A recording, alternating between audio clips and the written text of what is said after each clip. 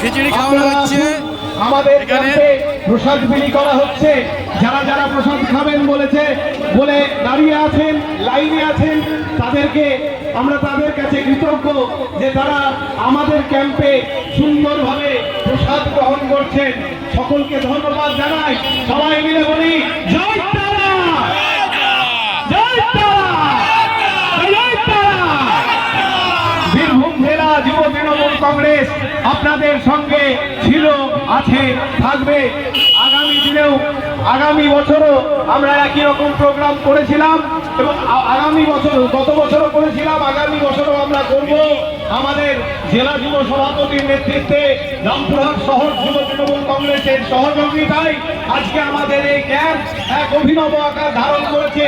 যারা প্রসাদ গ্রহণ করছেন তাদের কাছে আমরা কৃতজ্ঞ এবং ধন্যবাদ জানাই যে আপনারা আমাদের ক্যাম্পে আমাদের প্রসাদ গ্রহণ করছেন।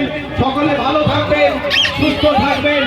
আজকে বীরভূম জেলা যুব তৃণমূল কংগ্রেস এবং রামপুরহাট শহর যুব তৃণমূল কংগ্রেসের পক্ষ থেকে কৌশিকী অমাবস্যায় আগত সমস্ত পুণ্যার্থীকে অসংখ্য ধন্যবাদ, ভালোবাসা, আন্তরিক শুভেচ্ছা। আমাদের ক্যাম্প চলছে। যারা যারা প্রসাদ গ্রহণ করবেন তারা এখানে উপস্থিত হন।